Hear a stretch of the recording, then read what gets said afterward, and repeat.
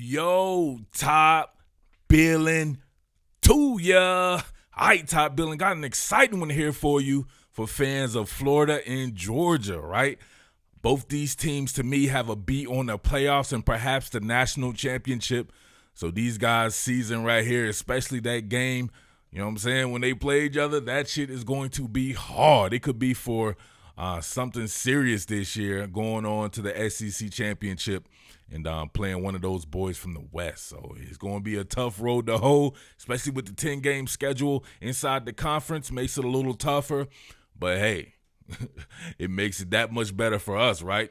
And speaking of, man, you talking about being tougher, two of my playoff picks are both gone just for the simple standpoint that the Big Ten and the Pac-12 will not be playing football this fall. So Ohio State and Oregon both out. So that opens it up, man. You just never know. Maybe some team from the ACC outside of Clemson gets hot. Maybe a team like Texas gets hot over in Oklahoma, something like that. We could see some shit that we haven't seen in a while, and it just makes the intrigue that much more exciting, in my opinion. But back to the matter at hand, man. Got two elite five-star defensive linemen. Could be interior linemen, could be exterior. It just depends on the scheme there. Got a couple of different style of body types. But, of course, you got my boy Dr. Pressure, Ty Grantham, scheming it up over there. And you got the great one, Kirby Smart, and his band of brothers at Georgia doing this thing. So seeing how these two guys are used, it's going to be fun. They both coming in at the same time, being able to compare each other like that. And then they both have some guys that they get to play with, right? Some older guys, like a Jordan Davis at Georgia or a Trayvon Walker, who's going to be a superstar in his own right. And on the other side, man, you got a cat like Zach Carter, who I absolutely love. Tadaro Slayton, Kyrie Campbell, Girvin Dexter gets to play with. So these guys get to learn from some really good guys, and they're going to be in a deep rotation. And both these teams' defenses should be very good. But, man, let's go ahead and kind of look at their profile here and kind of match them up. All right, so got Girvin Dexter here, 6'6.5", so 6'7", 286 pounds. He was the number 12 overall player here, number 1 in the state of Florida, a top 220 all-time player as far as the ratings go. Got that 99 rating. Man, he has that 6'7" frame. That's that number 1 overall pick look, right? That's that Richard Seymour style cat that you see, man. These cats you want to get off the bus first, and they just strike fear in the heart of their opponents. He's going to look real good getting off the bus, man. Streamlined cat like that. I like him. He's got that basketball background, man. I remember seeing him poking it on people far as back as like he was a little kid, man, and people were talking about him playing ball and stuff like that. So I always look for that in football players' background, having that basketball background, man, especially when you look explosive like that. Being able to translate that, maybe you 6'7", nearly 300 pounds, that shit wouldn't work in the NBA, but it definitely works out there on the football field for sure. So on the other side right here, my man Jalen Carter was the number 18 overall player, number 3 in the state of Florida, 6'3", 301 pounds. If you're talking about Georgia's defense, they definitely run some nickel, right? So you're going to have some even front stuff going on there. You can see him at 300 pounds, definitely had like maybe a 3 technique, maybe shading, right? Playing over the outside shoulder of a guard or playing over the outside shoulder of a center, you know.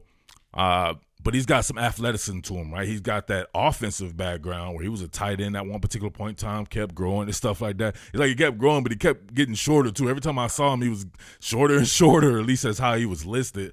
I thought at one time he was like 6'5", but at 6'3", just a different style of body type, so definitely an interior type guy. Whereas Girvin, we've seen guys who are 6'7" play 5 technique, 6 technique, play on the exterior as well as playing on the inside too, having that link. So, man, it should be a good one right here, man. Let's look at a couple of these guys' highlights here. You guys got to let me know who you got. Of course, I know you guys are going to pick your guy. So some of you neutral cats can chime in maybe. But other than that, man, let's just have some fun, man. Spit your game, talk your shit. It's your boy, the Underground King. Let's get it. What more can I say? Top Billin. All right, first up is your boy Jalen Carter here. Looks like he's at a 6 technique here. Oh, come on, man. You can't leave this dude as a free rusher. A free rusher? Look at his get off. Oh, that's gruesome. Look at the sweep kid. I don't know if he lived. I'm not gonna. I don't know if he lived, man. I just don't know if he lived. What? Look at the explosion. Pad level low. Strike it. See ball, hit ball. Like, what do you think this kid was thinking? What do you think this kid was thinking when they were handing him the ball right here, and he's looking up at his peripheral vision? And he's seeing Jalen Carter come in. He's like, oh! Oh, man, that's how you ruin kids' lives, man. What's wrong with you people? All right, here we go. Power move.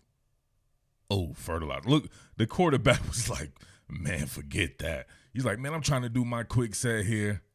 I got this big-ass dude coming in, destroying my right tackle. Now look at him. Look at him. Lean in. Right? You can see the pad level drop on him. He's got the leverage. He's got the leverage. Hands on the inside. Just pretty much just shoves him off, right?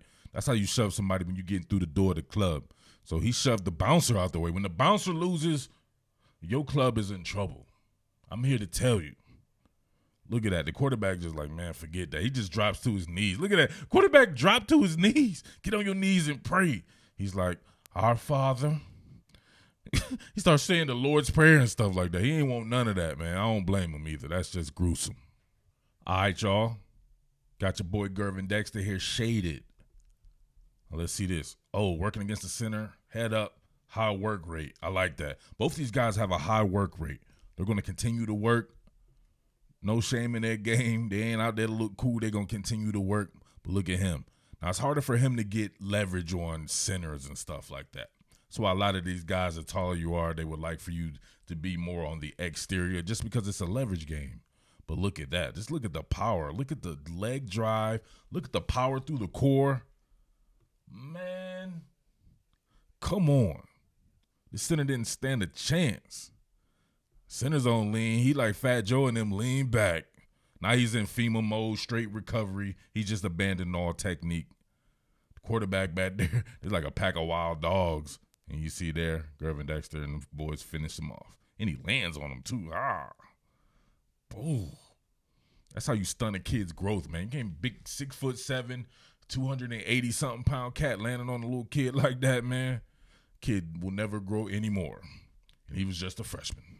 All right, on this one, it looks like he maybe had more of a free technique here. Look at this one. They're running a game here, it looks like. Yep. Running a twist on him. Ooh, look at that. Those long-ass arms. Let's let it run again at full speed. Watch this. TT stun on him.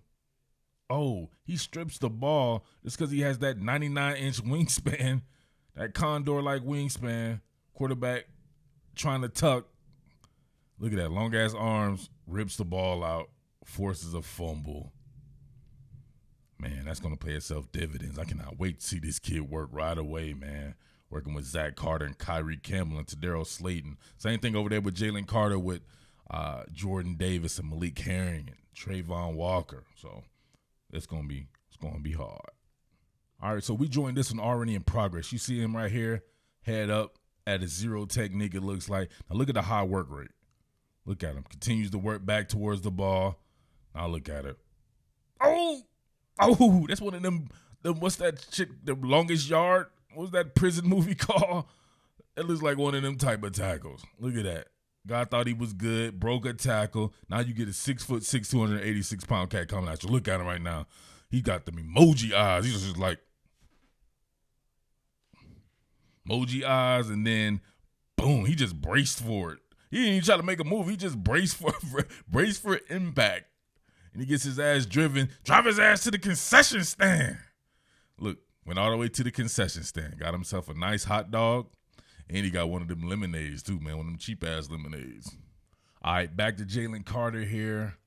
Looks like he's at like a 2-eye.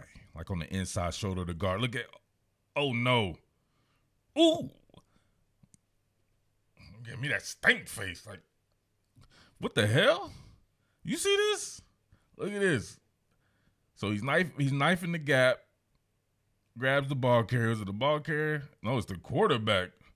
Quarterback trying to do a QB counter. Single wing. Hopefully that was a Wildcat quarterback. Because if that was a regular quarterback, it's time for QB2 here. Picks him up. Look at him. Take him for a ride. The last ride like the Undertaker. Look, Oh, no, that's not even like the – come on, that's a suplex. It's that belly to back Arn Anderson joint, spine buster. Oh, he lands the dude right on his head, man. Oh, that's what happened to Rose Namajunas in the UFC, man. Come on, man. I can't even make a joke about that. Yeah, I can, man. That kid will never be the same again. He's like talking like this, like, "Hello, everybody. Are we good?" Woo. All right, we see him back at a 6 technique. Oh, look at this. Redirect on a rocket toss. I like that. I want to show you the work rate. Look at him. Continue to work back to the ball. Can't go wrong with that, man. I don't want to hear nobody playing these guys on their work rate. People always want to question bigger guys on their work rate, but not these guys. At least not at the high school level. We'll see when they get against guys who are their size. You have to continue a battle of guys and you're not winning like you were. Do you continue to have that type of grind? But I think they'll both have it. All right, last one right here. Hashtag real men watch to the end. See him here more at a 3 technique. Oh, just completely burns the guard there. Damn near runs the arc when there's no arc to be ran because it's on the inside. That's that basketball coming through with the angles, right? Got the guard, catch him, lean him, give him half a man, then explode around him. Kids in FEMA mode. Now look at him dip the shoulder right there. Dip that shoulder, continuing to go, uncover. Quarterback tries to step back up in the pocket. No bueno. Spread his herb ass on the grass like fertilizer. All right, so there you have it, man. Both Georgia and Florida have 2 potentially elite interior defensive linemen. Interior to exterior depends on what's going on there. Man, I cannot wait for it to happen. Like I said before, both these teams are loaded on the defensive side of the ball. So these guys get to play with some really good players right next to them. And then just some of the guys that are on the exteriors as far as the outside linebackers go as well. So, man, like I said before, just let me know, man, who you guys would take. These are actually fun to do, no doubt about that, man, to see these young kids. And we'll go circle back next year or this time next year and really rehash that and see what was going on with these 2 guys. Of course, I did this a year ago, so I need to circle back into some of those who you gots from then and see who kind of got off on the other one in the first season. But it's a long time to go for any of these kids that I've covered in this fashion, right? So you have a couple of more years and 3 more years with these guys, 3 or 4 more years or whatever like that. So, but as always, man, it's your boy Murph, the Underground King. Make sure you tell a friend that this is where it's at. This is where the best coverage of college and professional football is, with your boy Murph Baldwin here, longtime seasoned veteran of the media game. 7 years running, baby. I'm the best out. Don't let nobody fool you, baby. But with that being said, I am out. Peace. Salute. What more can I say? Top Billin.